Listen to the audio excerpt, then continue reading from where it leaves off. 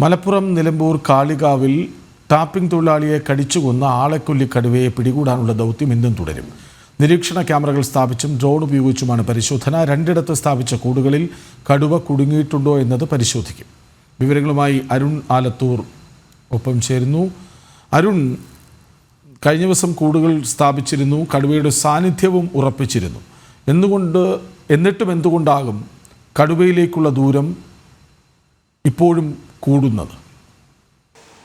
കൃഷ്ണരാജ്, ഈ കടുവയെ കണ്ടെത്തുന്നതിന് വേണ്ടിയുള്ള ദൗത്യത്തിൽ ഈ പ്രധാനമായിട്ടും കാൽപ്പാടുകളും മറ്റും ഇന്നലെ മാത്രമാണ് സ്ഥിരീകരിക്കാൻ കഴിഞ്ഞത്. പക്ഷേ എങ്കിൽ പോലും ഈ ഭാഗത്ത് കൂടുകൾ സ്ഥാപിച്ചും അതല്ലാതെയൊക്കെ ഉള്ള തിരച്ചിൽ നടത്തുന്നുണ്ട് എന്നുള്ളതാണ് വനം വകുപ്പ് പറയുന്നത്. ഏതായാലും ഇന്നും ആ ദൗത്യം തുടരും എന്നുള്ളതാണ്. ഇന്നിപ്പോൾ പ്രധാനമായിട്ടും ഈ ആളെക്കൊല്ലി കടുവ ഈ സ്ഥാപിച്ച കൂടുകളിൽ മറ്റേ കുടുങ്ങിയിട്ടുണ്ടോ എന്നുള്ളതായിരിക്കും ആദ്യം പരിശോധിക്കുക.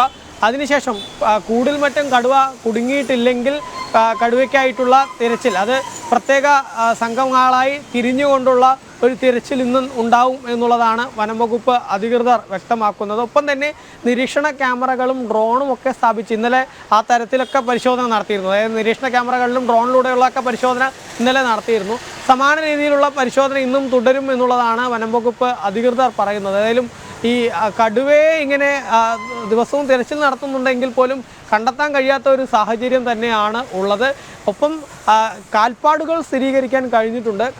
വനത്തിൻ്റെ വിവിധ ഭാഗങ്ങളിൽ കാൽപ്പാടുകൾ ഇപ്പോഴേതായാലും വനം വകുപ്പിനെ സംബന്ധിച്ചിടത്തോളം അത് തിരിച്ചറിയാൻ സാധിച്ചിട്ടുണ്ട് എന്നുള്ളതാണ് വനം വകുപ്പ് അധികൃതർ പറയുന്നത്. അതുകൊണ്ട് തന്നെ ഇനി കൂടുതലായിട്ടും ഈ കാൽപ്പാടുകൾ കണ്ട ഭാഗങ്ങൾ, ആ ഭാഗങ്ങൾ കേന്ദ്രീകരിച്ച് അവിടെ കൂടുതൽ ഡ്രോൺ പരിശോധനയും അതുപോലെ തന്നെ അവിടുത്തെ ക്യാമറകൾ കേന്ദ്രീകരിച്ചുള്ള പരിശോധന കൂടുതൽ ശക്തമാക്കും. ആ ഭാഗത്ത് തന്നെ കൂടുതൽ സംഘങ്ങളെ ഏർപ്പെടുത്തിക്കൊണ്ടുള്ള പരിശോധനയായിരിക്കും ഇന്നുണ്ടാവുക എന്നുള്ളതാണ് വനം വകുപ്പ് പറയുന്നത്. ഏതായാലും ആ പ്രദേശത്തെ ജനങ്ങളെ സംബന്ധിച്ചിടത്തോളം വലിയ ആശങ്ക തന്നെയാണ്. ഇങ്ങനെ ഇത്രയും ദിവസം പിന്നിട്ടിട്ടും ഈ കടുവയെ പിടികൂടാൻ കഴിഞ്ഞിട്ടില്ല എന്നുള്ളത് വലിയ ആശങ്ക സൃഷ്ടിക്കുന്ന സാഹചര്യമാണ് ഉള്ളത്. പ്രത്യേകിച്ചും ഇങ്ങനെ ഒരു ടാപ്പിങ്ങിന് പോയ തൊഴിലാളി, ആ തൊഴിലാളിക്ക് കടുവയുടെ ആക്രമണത്തിൽ ജീവൻ നഷ്ടമാകുന്നു. ശരീരത്തിൻ്റെ വിവിധ ഭാഗങ്ങളിലും മറ്റുമൊക്കെ കടുവയുടെ നഖം കൊണ്ട് പാടുകളും മറ്റുമൊക്കെ പോസ്റ്റ്മോർട്ടം റിപ്പോർട്ടിൽ ഉൾപ്പെടെ സ്ഥിരീകരിക്കുന്ന സാഹചര്യവും ഉണ്ടായിട്ടുണ്ട്. അതുകൊണ്ട് തന്നെ ഇനിയും ഒരു ജീവൻ നഷ്ടമാവാതിരിക്കാൻ ആളെക്കൊല്ലി കടുവയെ അവിടെ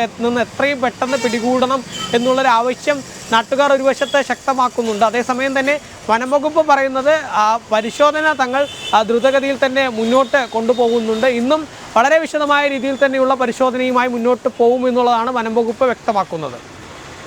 ശരി, കാളികാവിലെ കടുവയ്ക്കായി തെരച്ചിൽ ഊർജിതമാണ്. വിവരങ്ങൾ നൽകുകയായിരുന്നു അരുൺ ആലത്തൂർ.